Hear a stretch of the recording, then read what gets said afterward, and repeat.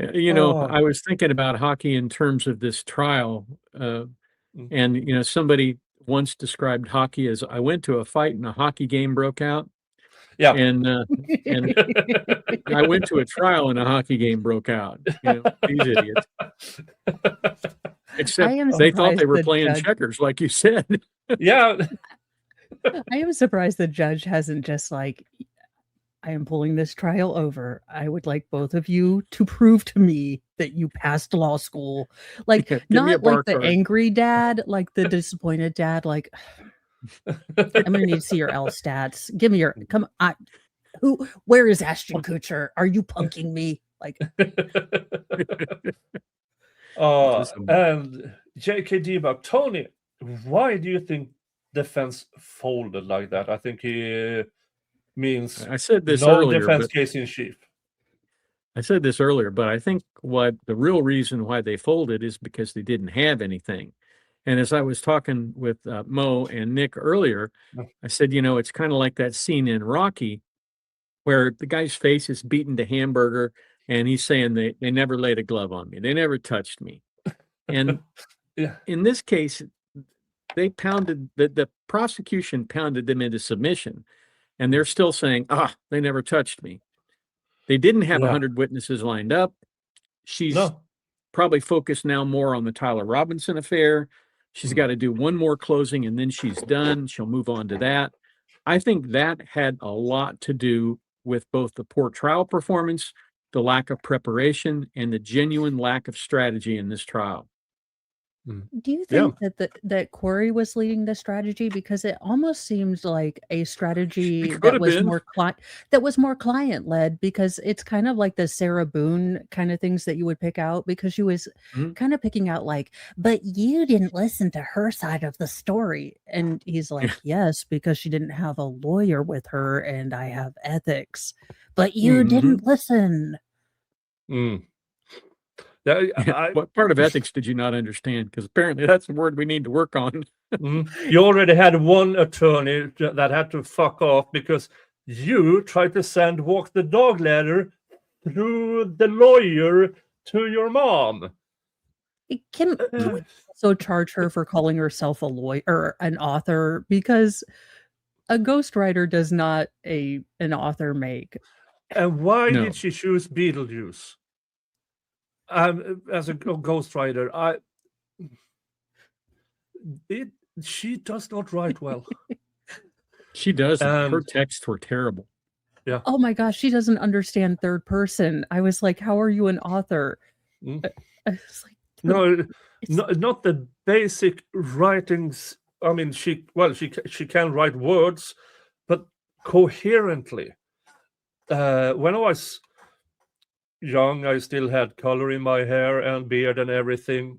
One of my mentors told me, he handed me a book of world's greatest poetry and said, you learn these and then you start writing your motions. Because you need to know how to make the words flow. And I must say, it helped me. It helped me a lot. The thing that helped me the most was my journalism professor in high school, or not professor, but teacher. He absolutely forbade us from ever starting a sentence with a, an, or the, or on.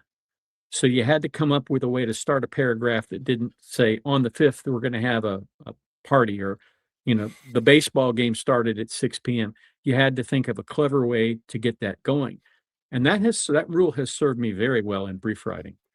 I'm waiting for your briefs. Alas, 'tis the last day of spring. 'Twas the Ides of March. Caesar was there. Brutus was doing something. I went to a trial with Kouri. The whole darn thing was boring.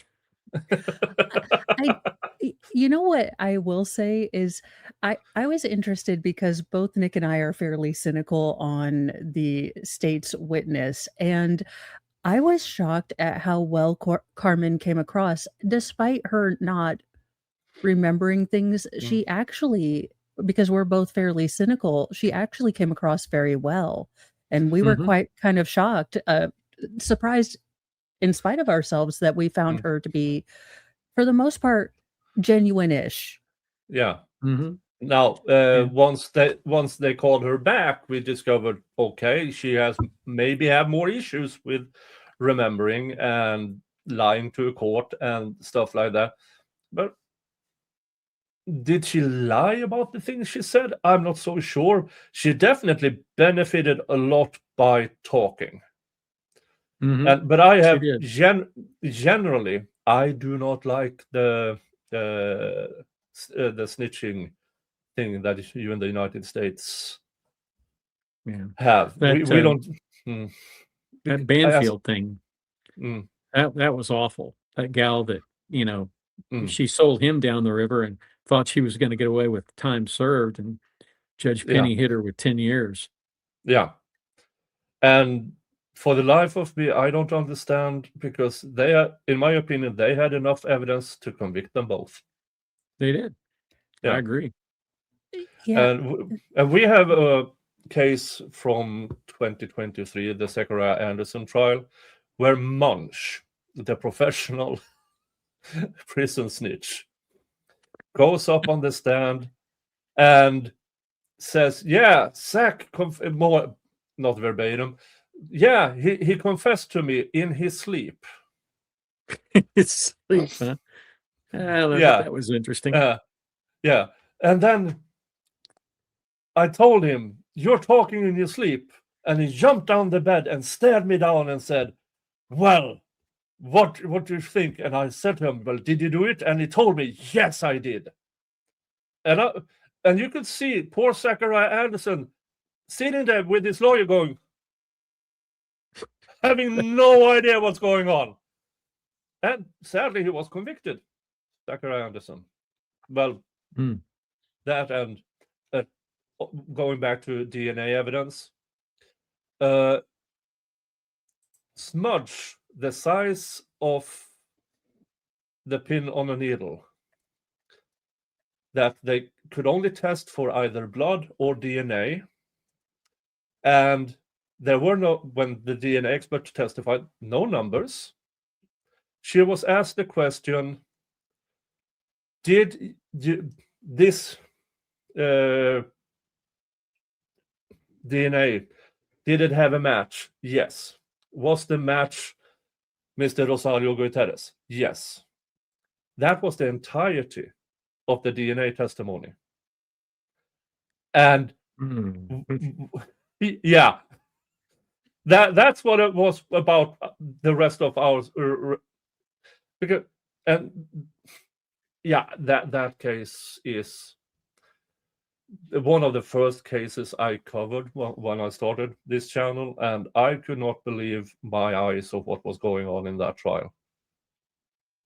Because nobody, a lot of blood on the crime scene, where the prosecution alleged or said that Zachary Anderson showed up and beat this 6 foot, 270 pound man with first a bat, then a knife, and then rolled him up in a 7 foot by 5 foot rug. Carried him out unseen, 9 p.m. No, not 9 p.m. roughly. They have a 14-minute gap where they allege that he could do this. No drag marks, no droplets. It doesn't make any sense. No.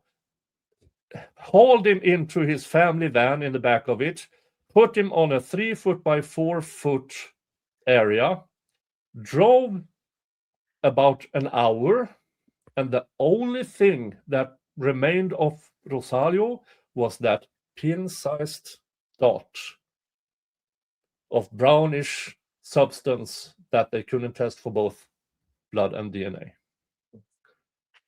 And I'm going there, do you have any idea how hard it is to fold a 6 foot, 270 pound man? But the state's case, and they got him convicted.